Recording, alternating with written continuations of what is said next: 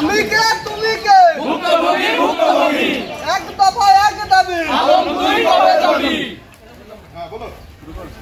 আপোষ না সংগ্রাম সংগ্রাম সংগ্রাম আপোষ না সংগ্রাম সংগ্রাম সংগ্রাম আপোষ না সংগ্রাম সংগ্রাম সংগ্রাম আমি কে তুমি কে ভুক্তভোগী ভুক্তভোগী আমি কে তুমি কে ভুক্তভোগী ভুক্তভোগী আমাদের দাবি মানতে হবে আমাদের দাবি মানতে হবে আপোষ না সংগ্রাম সংগ্রাম সংগ্রাম আপোষ না সংগ্রাম সংগ্রাম সংগ্রাম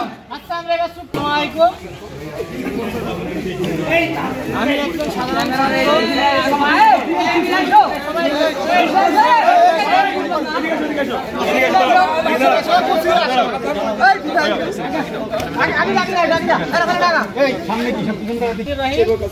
আমরা আজকে সাধারণ ছাত্র হিসাবে এখানে দাঁড়িয়েছি। অনেক আগে দাঁড়ানো উচিত ছিল, কিন্তু আমরা ব্যর্থ হয়েছি এই আওয়ামী চাটুকারের বিরুদ্ধে আওয়াজ তুলতে। এই চাটুকার আওয়ামী লীগের ছত্রছায়ায় অনেকদিন ধরে বিভিন্ন অনিয়ম করে আসছিল। সে আওয়ামী চাটুকার হওয়ার কারণে তাকে ইউনিয়ন পরিষদে কখনোই পাওয়া যায়নি। দিনের পর দিন এই ইউনিয়নের সাধারণ মানুষ ইউনিয়ন পরিষদে এসে ঘুরে যায় চেয়ারম্যানকে না পেয়ে। তার অনিয়মগুলোর মধ্যে সবচেয়ে বেশি যেটি আমরা অবগত আছি, জন্ম সনদে ইচ্ছাকৃত ভুল। উনি ইচ্ছাকৃত ভুল করার পর সেটা সংশোধনের জন্য একটা ভালো পরিমাণ অর্থ নিয়ে থাকত।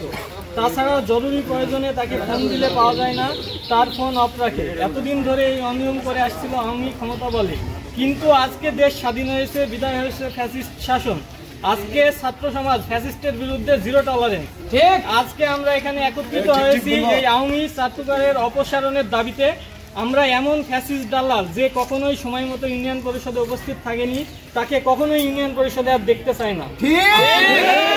অনুরোধ, আপনি পদত্যাগ করে এখন প্যানেল চেয়ারম্যান নিয়োগ দিয়ে বিদায় হন, নইলে ছাত্র সমাজ আপনাকে গণধোলাই দিয়ে ইউনিয়ন পরিষদ থেকে বের করে দেবে। একটি ব্যাপার আপনারা হয়তো অবগত আছেন, এই দালাল কিছুদিন আগে বাংলাদেশ জামাত ইসলামীর আশ্রয় নেওয়ার চেষ্টা করেছিল।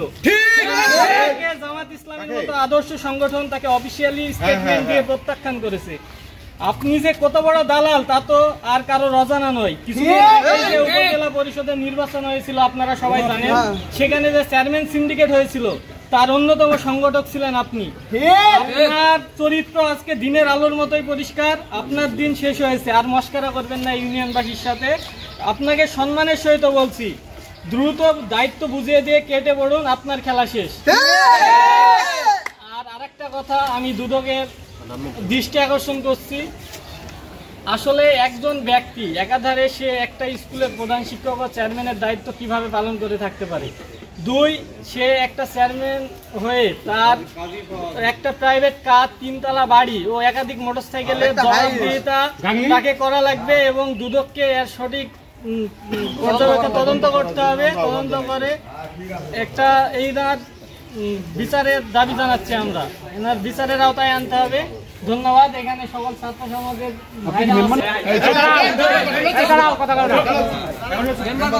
ধন্যবাদ।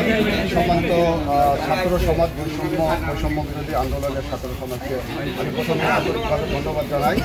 আমাদের 3 নম্বর কাজীপুর ইউনিয়ন পরিষদের আমি ইউপি সদস্য, কাজীপুর 1 নম্বর ওয়ার্ড।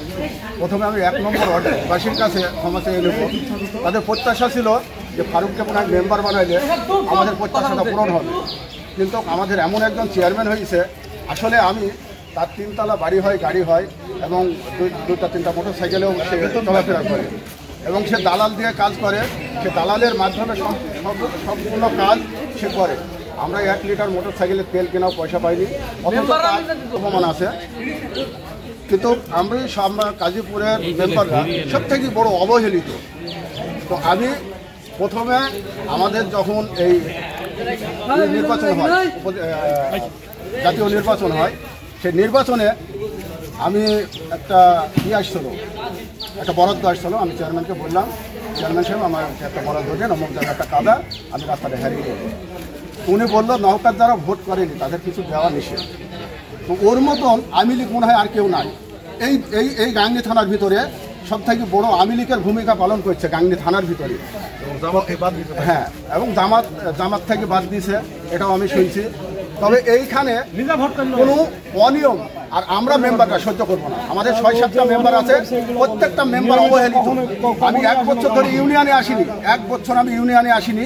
আসলে জনগণ বলে তুমি কিছু দিতে পারো না, আমি তাদের কাছে মাপ চাই। আমি পারবো না, কারণ চেয়ারম্যান আলম হোসেন সম্পূর্ণ গায়েব করে ফেলে কুক্ষিতভাবে একক হাতে। এবং প্যানেল চেয়ারম্যান, সব থেকে বড় কথা হলো যে আমাদের বিধিমালা আইনে আছে চেয়ারম্যান ক্ষমতা নেওয়ার পরে 1 মাসের মধ্যে একটা প্যানেল চেয়ারম্যান নিয়োগ দিবে। এখন পর্যন্ত 3 বছর গত হয়ে গেল, একটা প্যানেল চেয়ারম্যান নির্বাচিত করেনি। এখন প্যানেল চেয়ারম্যানের হাতে দিই, উনি ইউনিয়ন থেকে বিদায় হোক, সবাই যেন আরামে শান্তি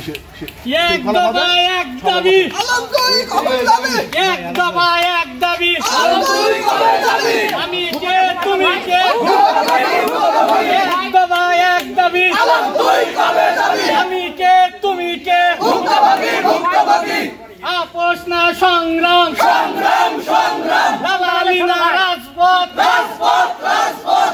খুকনের ছোট ভাইটা বলতে হবে।